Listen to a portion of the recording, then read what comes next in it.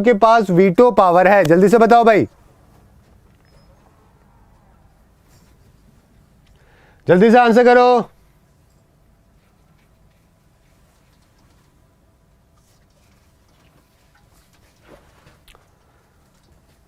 भाई बताओ veto power कितनों के पास में है? देखो, यूनाइटेड नेशन सिक्योरिटी काउंसिल के अंदर 15 मेंबर होते हैं, मालूम है ना? और 15 में से जो 5 मेंबर होते हैं, 10 तो होते हैं दोस्तों नॉन परमानेंट और 5 होते हैं परमानेंट। तो जो परमानेंट वाले लोग हैं इनके पास में होता है वीटो पावर, समझ गए? अगर एक ने भी मना कर दिया तो वो काम नहीं होता है। किस किस के पास में है? यूएस, यूके, फ्रांस है, चाइना और रशिया, ठीक है। और यहां पे आंसर क्या हो जाएगा? 5 आपका बिल्कुल सही आंसर हो जाएगा। काफी बच्चों के यहां पे बिल्कुल सही आंसर है, ठीक है। एक बच्चा बोल रहा है स्क्रीन का कलर बहुत ही बढ़िया है। ओके, नेक्स्ट चलते हैं आगे। भारतीय नेपोलियन की उपाधि किसे दी गई है? बताओ भाई, भारतीय नेपोलियन की उपाधि किसको दी गई है?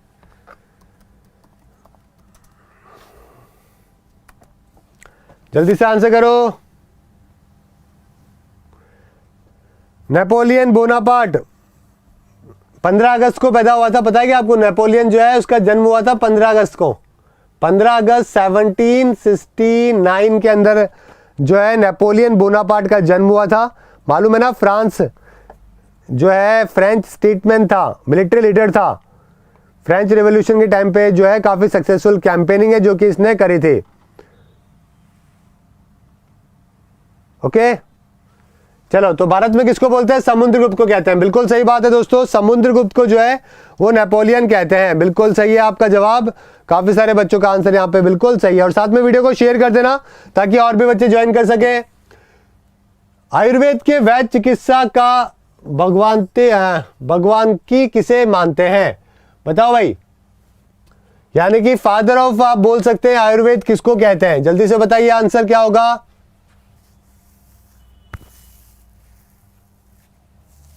आयुर्वेद के वैद्य चिकित्सा का भगवान की किससे मानते हैं? चलो, काफी सारे बच्चों का यहाँ पे बी आंसर आ रहा है। शिखा बोल रही है वीटो पावर क्या होती है? अरे भाई, वीटो पावर को कहते हैं जब आपने बोला कि नहीं तो उसका मतलब नहीं है, फिर वो काम नहीं होगा, ठीक है। आपकी उस पावर को वीटो पावर कहते हैं। चलो, आंसर यहाँ पे दोस्तों काफी बच्चों का गलत है, लेकिन आंसर होगा धन्वंतरी। धन्वंतरी को कहते हैं दोस्तों, ठीक है ना। आयुर्वेद के वैद्य चिकित्सा का भगवान की धन्वंतरी को माना जाता है। काफी सारे बच्चों का गलत जवाब आया, इसके अंदर कंफ्यूज हो गए। निम्नलिखित में से कौन सा कारण लुप्तप्राय रिडले कछुओं के लिए प्रसिद्ध है? रिडले टर्टल के लिए कौन सी जगह फेमस है दोस्तों? जल्दी से बताओ भाई।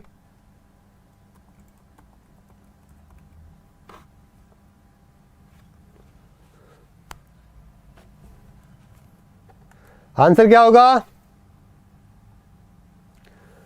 गहिरमथा। गहिरमथा कहां पर है दोस्तों? उड़ीसा के अंदर है ना। ये बहुत फेमस है, ठीक है। तो ये आपका यहां पे बिल्कुल सही आंसर हो जाएगा। एंडेंजर्ड रिडले टर्टल के लिए बड़ा फेमस है। निम्नलिखित में से किस मंत्रालय ने राष्ट्रीय नदी संरक्षण निदेशालय के कार्य को बंद कर दिया? ठीक है, बंद नहीं किया है, इसको मॉनिटर्ड किया है। मॉनिटर यानी कि कौन सा देखता है, कौन सा मंत्रालय है जो कि राष्ट्रीय नदी संरक्षण निदेशालय के कार्यों को देखता है, मॉनिटर करता है? कौन सी मिनिस्ट्री देखती है भाई? जल्दी से बताओ आंसर क्या हो जाएगा। देखो, जो आपकी इन्वायरमेंट और फॉरेस्ट मिनिस्ट्री है, ये जो है सारे इन्वायरमेंट के काम को देखती है। सिंपल सी बात है, पेपर में कैसा भी सवाल आए ध्यान रखिएगा, समझ गए। बी आपका यहाँ पे बिल्कुल सही आंसर होगा। प्रकाश जावड़ेकर है जो कि अभी इन्वायरमेंट मिनिस्टर है। निम्नलिखित में से कौन सा भौगोलिक शब्द प्राकृतिक रूप से गठित सक्रिय आमतौर पर नौगम्य जलमार्ग से संबंधित और पानी के 2 बड़े निकायों को जोड़ता है? बताओ भाई।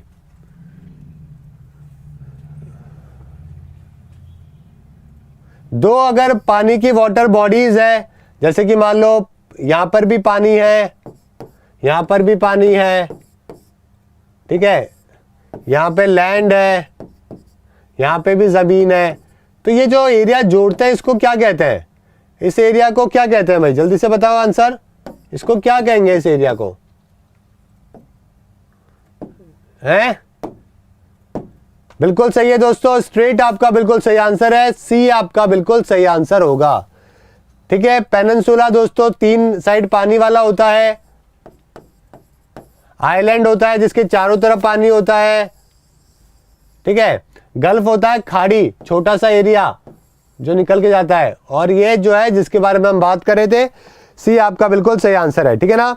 नवंबर का करंट अफेयर जो है, वन लाइनर आपको मिलेगा संडे को। कवि कालिदास किसके दरबार में कवि थे? जल्दी से बताइए, कवि कालिदास किसके दरबार में कवि थे?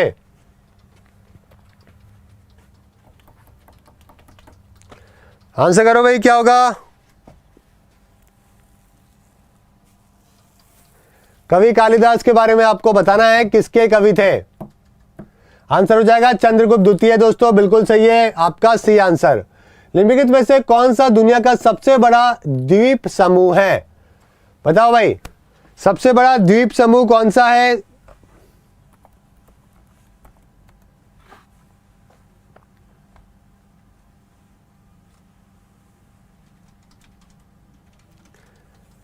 जल्दी से बताओ। वर्ल्ड का लार्जेस्ट आइलैंड कंट्री, जहां पे 17,000 आइलैंड है जो कि आपको देखने को मिलता है, इंडोनेशिया। बिल्कुल सही जवाब है, इंडोनेशिया है दोस्तों, ध्यान रखिएगा। कैपिटल जकार्ता है, 700 लैंग्वेजेस भी बोली जाती है, समझ गए। वी डोडो यहाँ पे प्रेसिडेंट है। करेंसी क्या चलती है? Indonesian rupiah. ठीक है, इंडोनेशियन रुपया है जो कि यहाँ पे करेंसी चलती है दोस्तों, ध्यान रखिएगा। और अगर हमारी करेंसी की बात करें तो काफी फर्क है। अगर हमारा 1 रुपया जो है वो उनके 196 इंडोनेशियन रुपया के बराबर है, समझ गए। चलो, IUCN red list of threat species की निम्नलिखित श्रेणियों पर विचार करें। निम्नलिखित में से कौन सी श्रेणियों का सही क्रम इन श्रेणियों में प्रजातियों के लिए बढ़ते खतरे को दर्शाता है? यानी मान लो कि VU है तो ये कम खतरे, कम से ज्यादा खतरे वाली के अंदर आपको इसको वो करना है, लिस्ट करना है IUCN की लिस्ट के अंदर। जल्दी से बताओ भाई, क्या होगा? IUCN की जो रेड लिस्ट है उसकी कैटेगरीज के बारे में आपको बताना है। इसका हेडक्वार्टर कहां पर है? IUCN का हेडक्वार्टर है इसका आपके यूके के अंदर है ना, यूके के अंदर हेडक्वार्टर है। 1964 में इसको बनाया गया था।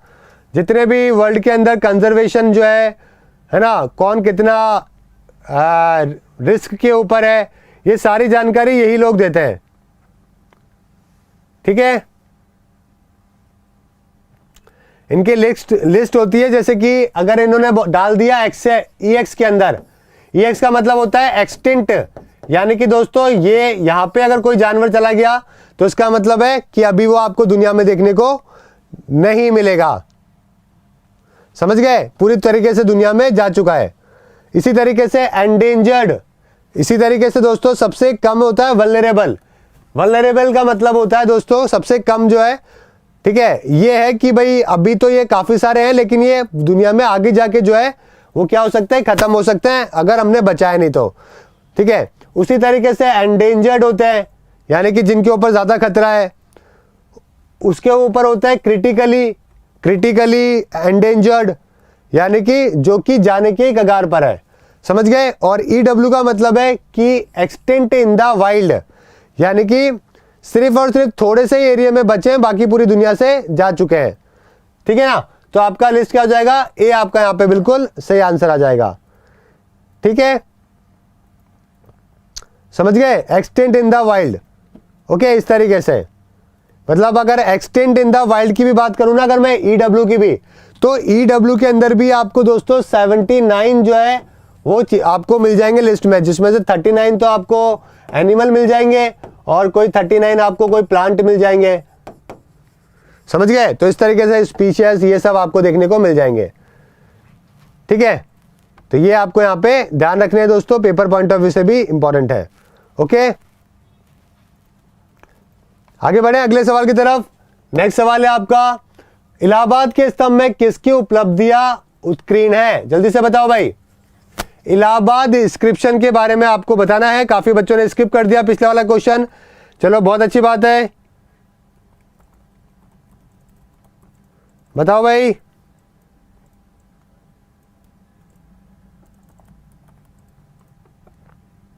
इलाहाबाद इंस्क्रिप्शन के बारे में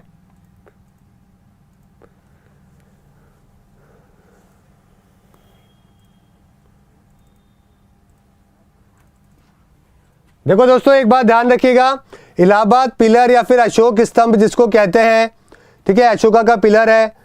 ओके, तो ध्यान रखिएगा उस टाइम पे सबसे पहले तो इसको अशोका के टाइम पे हुआ, उसके बाद में समुद्रगुप्त ने भी इसके अंदर कंट्रीब्यूशन किया, उसके बाद में जहांगीर ने भी इसके ऊपर कंट्रीब्यूशन किया है। तो आपका यहाँ पे जो आंसर हो जाएगा वो क्या हो जाएगा, ठीक है, समुद्रगुप्त आपका यहाँ पे बिल्कुल सही आंसर हो जाएगा। ठीक है, तो सबसे पहले तो हो जाएगा, अगर आपका पूछा जाए पेपर में तो भाई अशोका हो गया, समझ गए, अशोका के द्वारा ये पिलर स्तंभ जो है वो बनाए गए।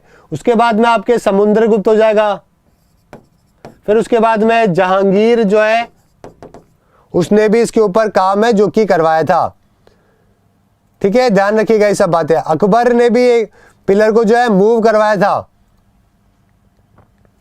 तो एक कुछ नाम है जो कि इनसे जुड़े हुए हैं, जो कि आपको यहां पे ध्यान रखना है। ठीक है, चलो अगले सवाल की तरफ चलते हैं। भारत में आरटीजीएस लेन देन की ऊपरी सीमा क्या है, बताओ भाई, आरटीजीएस की ऊपरी सीमा क्या है।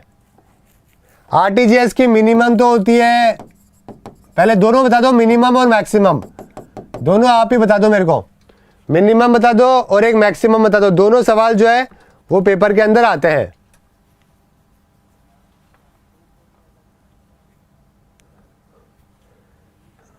ठीक है, जल्दी बताओ, मिनिमम कितना होता है। लार्ज वैल्यू के लिए ट्रांजैक्शन होते हैं, मिनिमम तो 2 लाख रुपए, बिल्कुल ठीक है। मैक्सिमम की कोई लिमिट नहीं होती है दोस्तों, तो आपका आंसर क्या हो जाएगा, ठीक है, डी आपका सही आंसर है, जो कि हो जाएगा। मैक्सिमम लिमिट नहीं होती है, ये जरूर है कि 10 लाख रुपए पर डे कर सकते हो, समझ गए, लेकिन वैसे कोई इसकी लिमिट नहीं होती है, आप कितना भी ट्रांजैक्शन जो है कर सकते हो। ठीक है ना दोस्तों, चलो आगे बढ़ते हैं अगले सवाल की तरफ। भारत का झंडा दिवस किस तारीख को मनाया जाता है। फ्लैग डे ऑफ इंडिया किस दिन मनाते हैं भाई, आंसर क्या हो जाएगा, आंसर हो जाएगा आपका 7 दिसंबर। ध्यान रखिएगा, निम्नलिखित में से कौन ऑथर है इक्विलिब्रियम अनएम्प्लॉयमेंट थ्योरी की किताब के। काफी फेमस किताब है दोस्तों, इक्विलिब्रियम अनएम्प्लॉयमेंट थ्योरी, बेरोजगारी सिद्धांत की जो किताब के ऑथर है वो है क्रिस्टोफर दोस्तों। ये आपका बिल्कुल सही आंसर हो जाएगा। ध्यान रखिएगा, इस किताब के बारे में पेपर में सवाल आ जाते हैं। सनबर्न का सबसे आम कारण निम्नलिखित में से कौन सा है। सनबर्न बताओ भाई,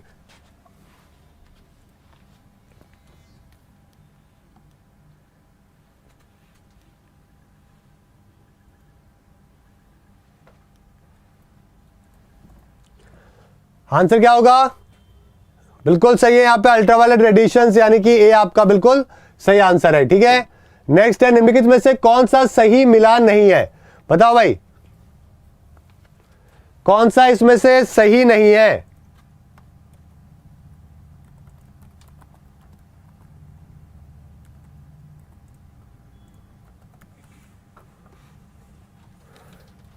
जल्दी से आंसर करो।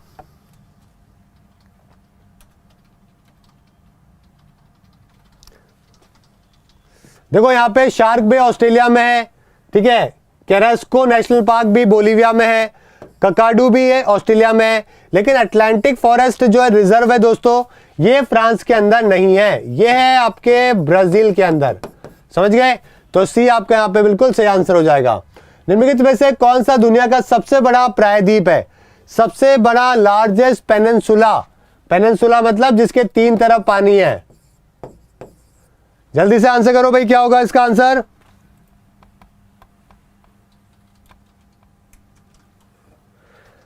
बिल्कुल ठीक है, अरेबिया, अरब की जो खाड़ी है दोस्तों, अरब का जो पेनिनसुला है, ठीक है, प्रायद्वीप है, ये दुनिया में सबसे बड़ा है। उपराष्ट्रपति के पद का कार्यकाल कितने साल का होता है, बताओ भाई। VP, vice president of India, जो कि चेयरमैन भी होते हैं, चेयरमैन ऑफ राज्यसभा, ठीक है, सैलरी इनको राज्यसभा के चेयरमैन होने की मिलती है, 2-2 सैलरी नहीं मिलती है। आप बोलोगे सर 2-2 सैलरी मिलती है कि, ऐसा नहीं है, वीपी की जो पोजीशन है वो, ठीक है, वो उनको वो एक्स ऑफिसियो बन जाते हैं उसके। आंसर बिल्कुल सही है, 5 साल के है, चाहे प्रेसिडेंट हो, चाहे वीपी हो, चाहे प्रधानमंत्री हो। सिर्फ और सिर्फ राज्यसभा के मेंबर है जो कि 6 साल के होते हैं, अदरवाइज सब जगह भारत में 5 साल के ही होते हैं। ठीक है, जम्मू कश्मीर में पहले वहां की विधानसभा के थे, लेकिन अभी वो भी हट गई है। आगे बात करते हैं, उपराष्ट्रपति को उनके पद से कौन हटा सकता है? बताओ भाई, प्रेसिडेंट हटा सकता है क्या? नहीं। प्रधानमंत्री? नहीं। राज्य की विधानसभा है? नहीं। आंसर क्या बचा? संसद। ठीक है, तो उपराष्ट्रपति को उनके पद से संसद से ही हटाया जा सकता है। राज्यों को केंद्र सरकार द्वारा दी जाने वाली सहायता में कौन सा अनुच्छेद अनुदानों से संबंधित है? Grand in aid. कल हम सुबह इसके बारे में करंट अफेयर में बात भी कर रहे थे कि दिल्ली को जो है ग्रैंड इन एड भी बहुत कम मिला है। एक्चुअली में सेंटर में जो सरकार होती है ना, वो अपने राज्यों को जो है ज्यादा पैसा भेजती है। जैसे कि अगर कांग्रेस सेंटर में होगी तो कांग्रेस वाले राज्यों को देगी, बीजेपी है तो बीजेपी जो है अपने खुद के राज्यों को ज्यादा पैसा देगी। तो ये क्या आर्टिकल 275 के अंदर इसके बारे में लिखा हुआ है। समझ गए मेरी बात? ध्यान रखिएगा। नेक्स्ट है, निम्नलिखित में से कौन सा दर्रा श्रीनगर को लेह से जोड़ता है? अगर आपको श्रीनगर से, अगर ये कुछ इस तरीके से मैप मान लो, जैसे ये श्रीनगर है और अगर आपको इस तरीके से ले जाना है तो आपको एक पास से होके गुजरना पड़ेगा। पहले श्रीनगर आएगा, फिर आपके कारगिल आएगा, फिर आपके द्रास आएगा, ठीक है, फिर उस तरीके से आपके ले आएगा। तो ये दोस्तों जोजिला पास से आपको जाके गुजरना पड़ता है, बहुत कच्चा सा रास्ता है। दुनिया के 10 टफेस्ट जो पासेस है दुनिया के, उनमें से एक जोजिला पास भी माना जाता है।